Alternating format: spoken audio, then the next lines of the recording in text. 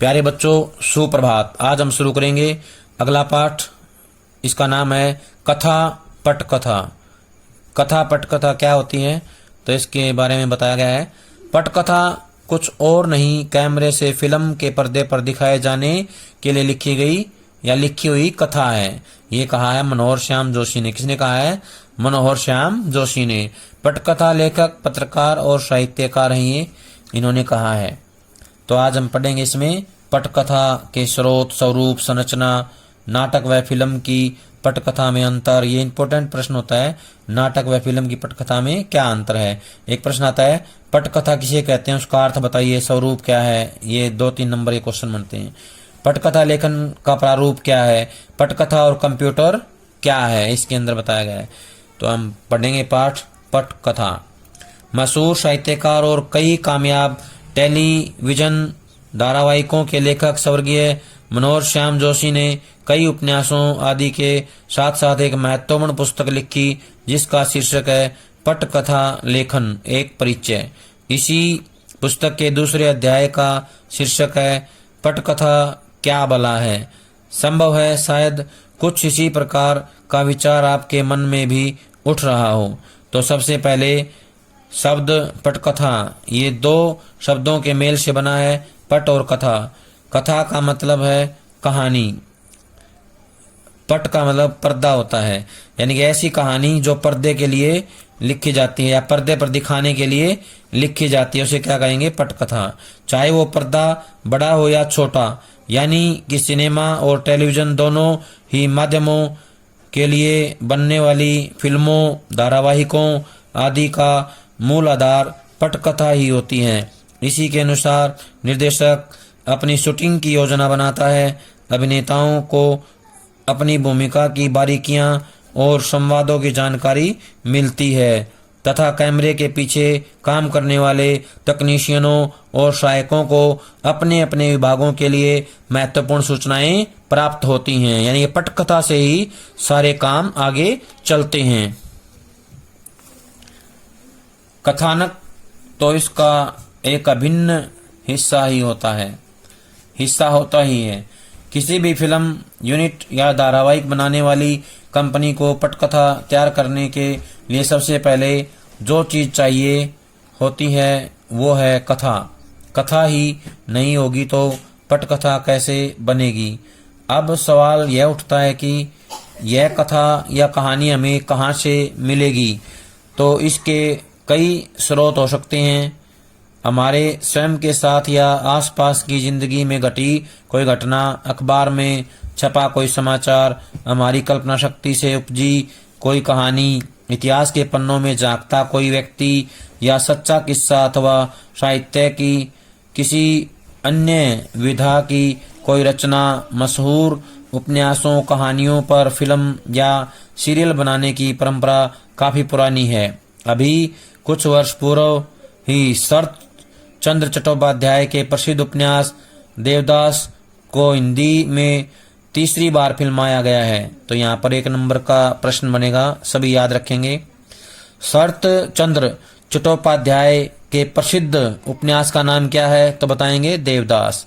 इस पर कितनी बार फिल्म बनाई जा चुकी है? 3 बार। 3 बार जो है फिल्म बन चुकी है। इसके अलावा भी हिंदी के कई जाने माने लेखकों मुंशी प्रेमचंद, फणीश्वरनाथ रेणु, धर्मवीर भारती, मन्नू भंडारी आदि की तमाम रचनाओं को समय समय पर रुपैले पर्दे पर उतारा गया है, यानी कि इनकी रचनाओं पर भी फिल्में बनाई गई हैं। दूरदर्शन तो अक्सर ही साहित्यिक रचनाओं को आधार बनाकर धारावाहिकों, टेलीफिल्मों आदि का निर्माण करवाता रहता है। अमेरिका, यूरोप में तो ज्यादातर कामयाब उपन्यास और नाटक फिल्म का विषय बन जाते हैं। इस तरीके से आपके विषय की समस्या तो हल हुई। अब मसला उठता है पटकथा लिखने का। इसमें हम सबसे पहले देखेंगे कि पटकथा की संरचना या ढांचा किस तरह तैयार होता है।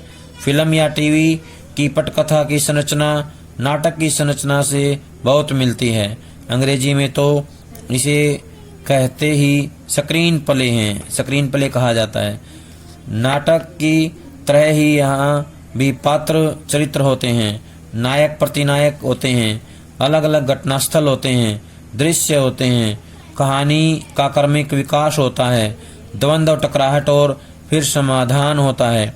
ये सब कुछ पटकथा के भी आवश्यक अंग होते हैं।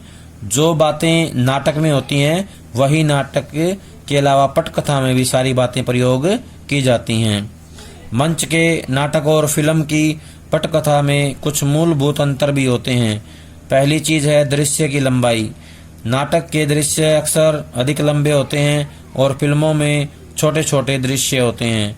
इसी प्रकार नाटक में आमतौर पर सीमित घटनास्थल होते हैं, जबकि फिल्म में इसकी कोई सीमा नहीं है। हर दृश्य किसी नए स्थान पर घटित हो सकता है। इसकी वजह है दोनों माध्यमों में मूलभूत अंतर। नाटक एक सजीव कला माध्यम है जहां अभिनेता अपने ही जैसे जीवंत दर्शकों के सामने अपनी कला का प्रदर्शन करते हैं। सब कुछ वहीं उसी वक्त घट रहा होता है, जबकि सिनेमा या टेलीविजन में पूर्व रिकॉर्डेड यानी कि रिकॉर्ड करके छवियां एवं ध्वनियां होती हैं, रिकॉर्डेड होती हैं, सारा कुछ रिकॉर्ड करके दिखाया जाता है। नाटक का पूरा कार्य व्यापार एक ही मंच पर घटित होता है एक निश्चित अवधि के दौरान, जबकि फिल्म या टेलीविजन की शूटिंग अलग अलग सेटों या लोकेशनों पर 2 दिन से लेकर 2 साल तक की अवधि में की जा सकती है। इसलिए नाटक का कार्य व्यापार दृश्यों की संरचना और चरित्रों की संख्या आदि को सीमित रखना पड़ता है, लेकिन सिनेमा या टेलीविजन में ऐसा कोई बंधन नहीं होता है। सबसे बड़ी बात, नाटक की कथा का विकास लीनियर मतलब एक रेखीय होता है जो एक ही दिशा में आगे बढ़ता है, जबकि सिनेमा में फ्लैशबैक या फ्लैश फॉरवर्ड तकनीकों का इस्तेमाल करके आप घटनाक्रम को किसी भी रूप में प्रस्तुत कर सकते हैं। फ्लैशबैक वो तकनीक है जिसमें आप अतीत में घटी घटना को दिखाते हैं। इसको याद रखना 1 नंबर के लिए।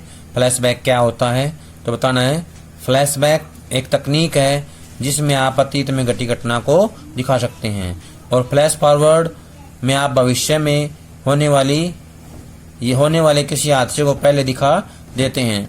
इन दोनों तकनीकों को हम एक उदाहरण से समझने की कोशिश करते हैं। मान लीजिए हम रांगे राघव की कहानी गूंगे पर फिल्म बना रहे हैं। ये याद रखना है, रांगे राघव की कहानी का नाम है गूंगे, और हमारी फिल्म शुरू होती है सड़क के दृश्य से, जहां एक किशोर लड़के मिलकर कुछ किशोर लड़के मिलकर एक दुबले पतले लड़के को पीट रहे हैं। मार खा रहा लड़का भागकर एक घर के दरवाजे पर पहुंचता है। घर के भीतर से भागकर चमेली आती है, उसके साथ उसके छोटे छोटे बच्चे शकुंतला और वसंता भी हैं। चमेली घर की दहलीज पर सर रखे खून से लथपथ गूंगे को देखती है, जो अपनी व्यथा को व्यक्त करने में असमर्थ है, और चमेली को वो दिन याद आ जाता है जिस दिन अनाथालय में पहली बार उसकी मुलाकात गूंगे से हुई थी। अब हम पागलखाने का वो दृश्य दिखाते हैं जहां कुछ दिन पहले चमेली अपनी सहेलियों के साथ गई थी और जहां पहली बार उसकी गूंगे से मुलाकात हुई थी। यही वर्तमान से अतीत में जाना फ्लैशबैक की तकनीक कहलाता है। फ्लैश फॉरवर्ड समझने के लिए हम मोहन राकेश के नाटक अंडे के छिलके का वो दृश्य लेते हैं जहां श्याम के बाजार जाने के बाद वीना घर ठीक ठाक कर रही है, यानी घर को संवार रही है, और उसे वो मोजा मिलता है जिसमें अंडे के छिलके भरे हुए हैं।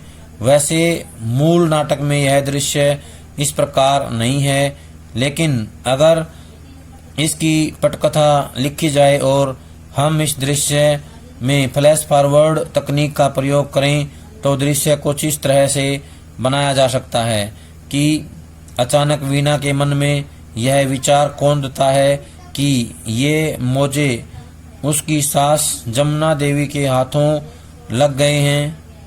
वो पूरे परिवार और पड़ोसियों के सामने मौजों में से अंडे के छिलके जमीन पर गिराकर उसे बुरा भला कह रही है। हम वापस वर्तमान में आते हैं और वीणा अपना संवाद पूरा करती है।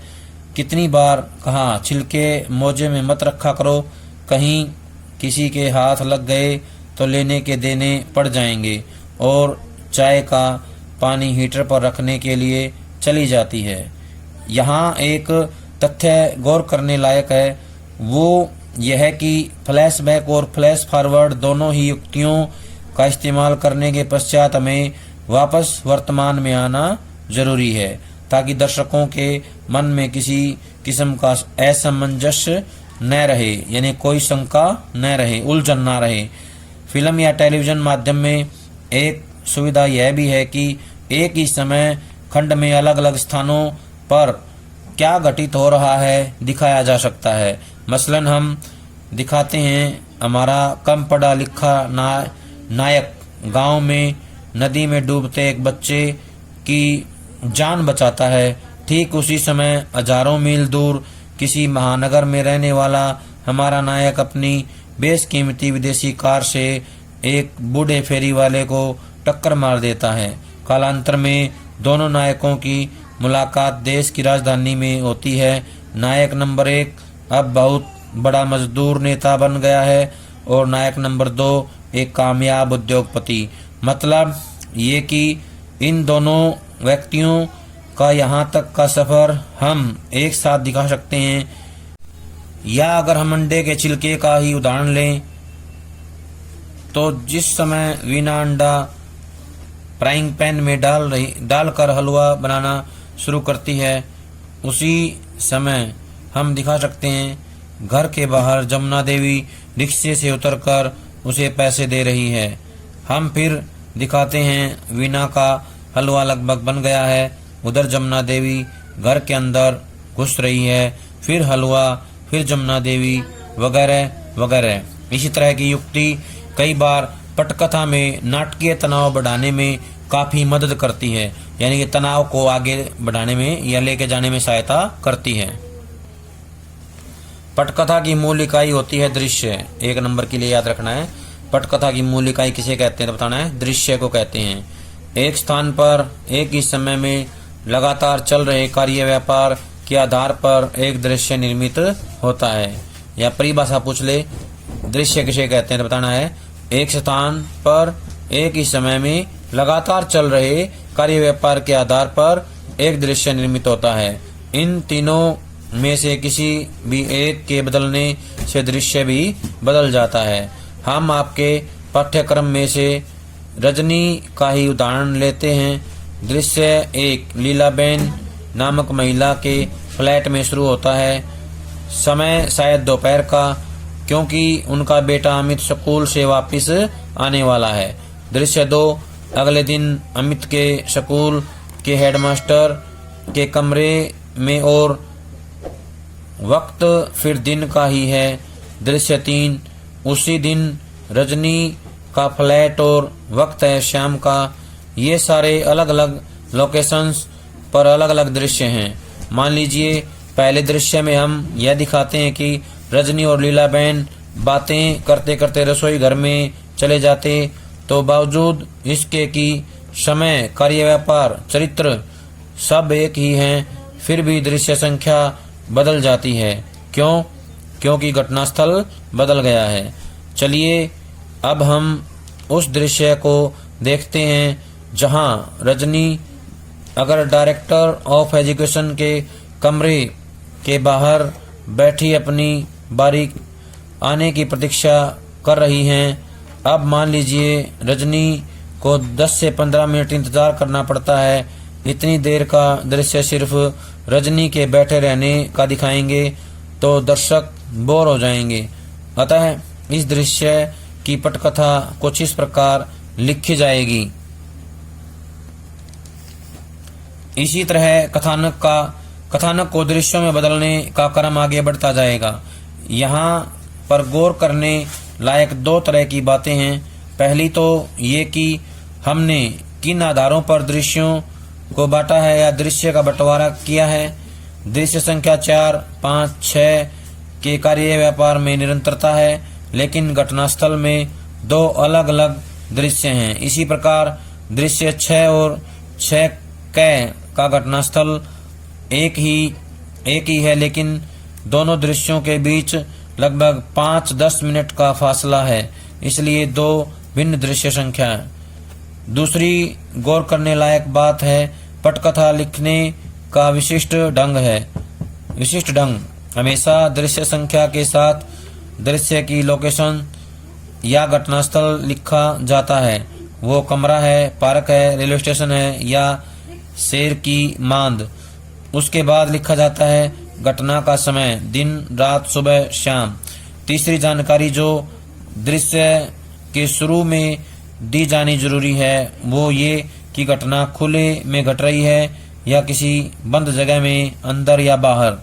आमतौर पर ये सूचनाएं अंग्रेजी में लिखी जाती हैं और अंदर या बाहर के लिए अंग्रेजी शब्दों इंटीरियर या एक्सटीरियर के 3 शुरुआती अक्षरों का इस्तेमाल किया जाता है, मतलब INT या EXT, यानी कि ये तकनीकी शब्द हैं, इनका इस्तेमाल हमें पटकथा लेखन में करना होता है। ये पटकथा लिखने का अंतर्राष्ट्रीय स्तर पर स्वीकृत प्रारूप है।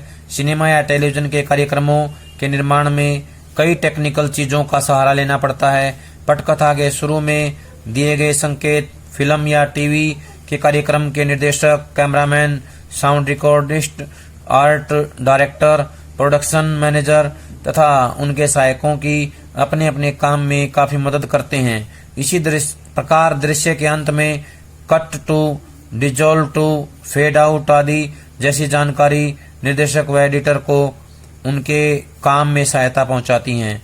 अब तो खैर कंप्यूटर पर ऐसे सॉफ्टवेयर आ गए हैं जिनमें पटकथा लेखन का प्रारूप बनाया होता है। साथ ही साथ वो आपको ये बताने में भी सक्षम होते हैं कि आपकी पटकथा में कहां-कहां पर गड़बड़ी रही है। अक्सर उसे सुधारने के सुझाव भी आपको ये सॉफ्टवेयर दे सकते हैं। उसे स्वीकार करना न करना आपकी सूझबूझ और इच्छा पर निर्भर करता है। कहने का आशय ये है कि पटकथा लेखन का कार्य जो है कंप्यूटर के माध्यम से भी किया जा सकता है। कंप्यूटर भी हमारे इस काम में बहुत सहायता करता है। प्यारे बच्चों, अब हम करेंगे उदाहरण, और ये उदाहरण हमारे पाठ में से लिए गए हैं। आरोह भाग 1 में पाठ नंबर 7 है रजनी एक पटकथा है। उसमें दृश्य 4 दिखाया गया है। शिक्षा अधिकारी का दफ्तर, बाहरी कमरा है, कक्ष है, दिन का समय है और अंदर का है, दफ्तर के अंदर। शिक्षा अधिकारी के कमरे के बाहर उसके नाम और पद की तख्ती लगी है। उसी के साथ मुलाकात का समय भी लिखा है। एक स्टूल पर चपरासी बैठा है। सामने की बेंच पर रजनी और 3-4 लोग और बैठे हैं, प्रतीक्षा कर रहे हैं। प्रतीक्षा में रजनी के चेहरे से बेचैनी टपक रही है। बार बार अपनी कलाई में बंधी घड़ी देखती है। मिलने का समय समाप्त होता जा रहा है। रजनी चपरासी से कहती है, कितनी देर और बैठना होगा? चपरासी कहता है, हम क्या बोलेगा, जब साहब घंटी मारेगा बुलाएगा, तभी तो ले जाएगा। बहुत बिजी रहता है ना साहब? रजनी कहती है अपने में ही बुनबुनाते हुए, यह तो लोगों से मिलने का समय है, न जाने किस में बिजी बनकर बैठ जाते हैं। चपरासी दूसरी तरफ देखने लगता है। कट टू, यानी कि इतना दृश्य जो है पूरा हो जाता है, कट कर देते हैं। अगला आएगा दृश्य 5। शिक्षा अधिकारी का दफ्तर, बाहरी कक्ष, दिन, अंदर का समय, अंदर है। कैमरा ऑफिस के अंदर चला जाता है। साहब मेज पर पेपरवेट घुमा रहा है, फिर घड़ी देखता है, फिर घुमाने लगता है। कट टू, यानी कि यहाँ पर भी दृश्य कट कर दिया जाता है। दृश्य 6। शिक्षा अधिकारी का दफ्तर, बाहरी कक्ष, दिन का समय, अंदर का दृश्य है। वही बाहर वाली जगह एक आदमी आता है, अपने नाम की स्लिप के नीचे 5 रुपए का नोट रख कर देता है और चपरासी का कंधा थपथपाता है। चपरासी हंसकर भीतर जाता है। लौट कर उस आदमी को अंदर जाने का इशारा करता है। रजनी के चेहरे पर तनाव डिजॉल्व टू यहीं छोड़ दिया जाता है। दृश्य 6 वही जगह कुछ देर बाद। रजनी अभी भी चपरासी को घूर कर देख रही है जो मजे से अपने स्टूल पर बैठा है। पिछले दृश्य में जो व्यक्ति घूस देकर भीतर गया था वह अधिकारी के कमरे से बाहर निकलता है, मुस्कुराता हुआ जाता है। रजनी उठकर दनदनाती भीतर जाने लगती है। चपरासी अरे अरे अरे किधर को जाता, अभी घंटी बजी क्या? रजनी कहती है घंटी तो मिलने का समय खत्म होने तक बजेगी भी नहीं। दरवाजा धकेलकर भीतर चली जाती है। चपरासी अरे कैसी औरत है, सुनती च नहीं। वहां बैठे 2-3 लोग हंसने लगते हैं। कट टू यहाँ पे दृश्य 6 खत्म हो जाता है। दृश्य 7 शिक्षा अधिकारी का दफ्तर, बाहरी कक्ष, दिन का समय अंदर। दृश्य 5 वाला कमरा, निदेशक कुर्सी की पीठ से टिक कर सिगरेट पी रहे हैं। रजनी को देखकर आश्चर्य से यानी कि हैरान होकर उसकी तरफ देखते हैं। प्यारे बच्चों, ये था हमारा पाठ पटकथा। सभी इसको ध्यान से पढ़ेंगे, समझेंगे और इसको याद करेंगे। यहाँ से जो प्रश्न अभ्यास में दिए गए हैं सभी को याद करने हैं और उनको अपनी कॉपी में लिखना है। जब तक अगली वीडियो नहीं आती है तब तक सभी बच्चे ये सारा काम याद कर लें। सभी का बहुत बहुत धन्यवाद।